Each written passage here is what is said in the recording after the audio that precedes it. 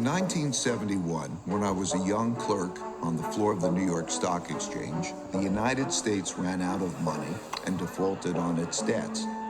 That's right, the U.S. ran out of money. How? Well, back then, gold was the money used in transactions between countries.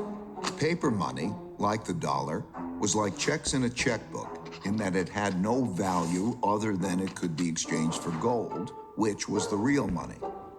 At the time, the United States was spending a lot more money than it was earning by writing a lot more of these paper money checks than it had gold in the bank to exchange for them. As people turned these checks into the bank for gold money, the amount of gold in the U.S. started to dwindle. It soon became obvious that the U.S. couldn't keep its promises for all the existing paper money, so people holding dollars rushed to exchange them before the gold ran out.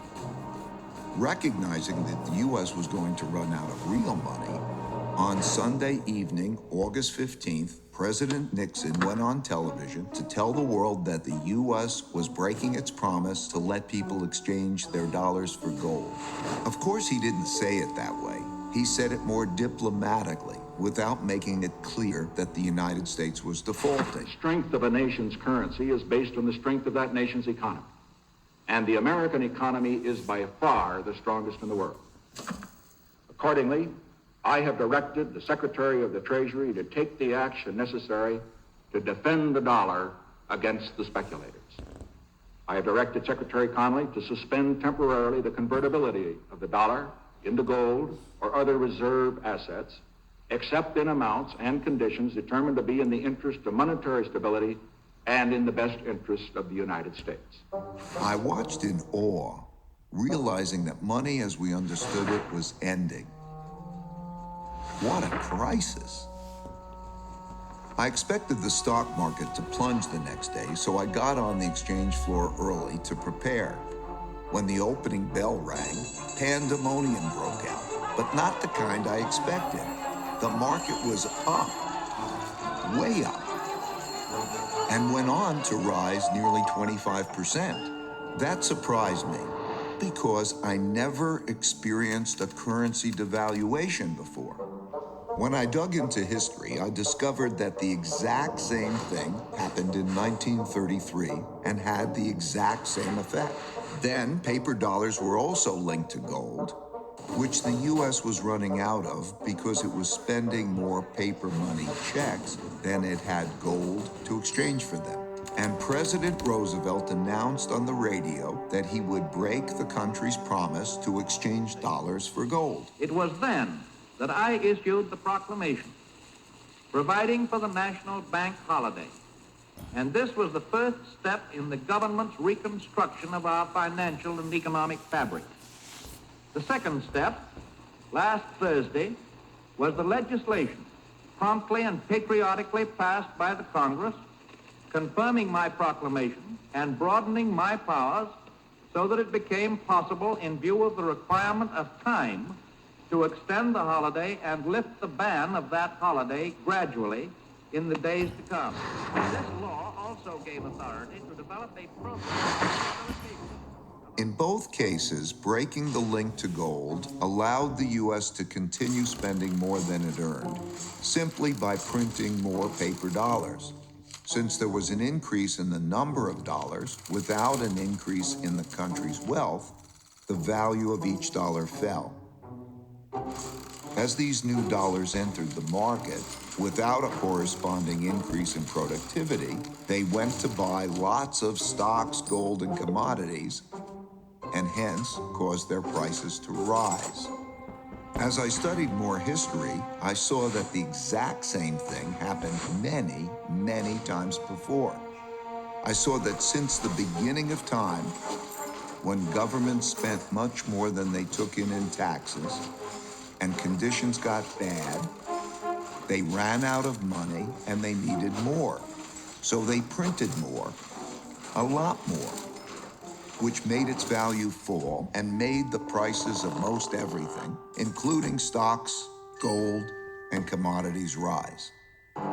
That's when I first learned the principle that, When central banks print a lot of money to relieve a crisis, buy stocks, gold, and commodities, because their value will rise and the value of paper money will fall. This printing of money is also what happened in 2008 to relieve the mortgage-driven debt crisis, and in 2020 to relieve the pandemic-driven economic crisis, and it almost certainly will happen in the future. So I suggest that you keep this principle in mind. These experiences gave me another principle, which is to understand what is coming at you, you need to understand what happened before you. That principle led me to study how the Roaring '20s bubble turned into the 1930s depression, which gave me the lessons that allowed me to anticipate and profit from the 2007 bubble turning into the 2008 bust. All these experiences led me to develop an almost instinctual urge to look to the past for similar situations to learn how to handle the future well. Changing orders.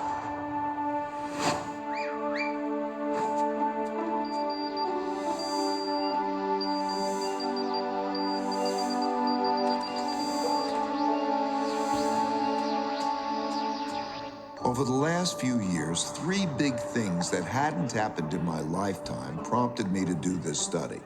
First, countries didn't have enough money to pay their debts, even after lowering interest rates to zero. So their central banks began printing lots of money to do so. Second, big internal conflicts emerged due to growing gaps in wealth and values. This showed up in political populism and polarization between the left, who want to redistribute wealth, and the right, who want to defend those holding the wealth. And third, increasing external conflict between a rising great power and the leading great power, as is now happening with China and the United States. So I looked back.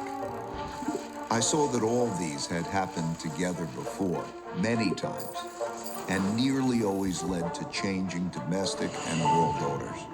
The last time this sequence happened was from 1930 to 1945. What exactly is an order, you might ask? It's a governing system for people dealing with each other. There are internal orders for governing within countries, typically laid out in constitutions. And there is a world order for governing between countries, typically laid out in treaties. Internal orders change at different times than world orders, though whether within or between countries, these orders typically change after wars. Civil wars within countries, international wars between countries.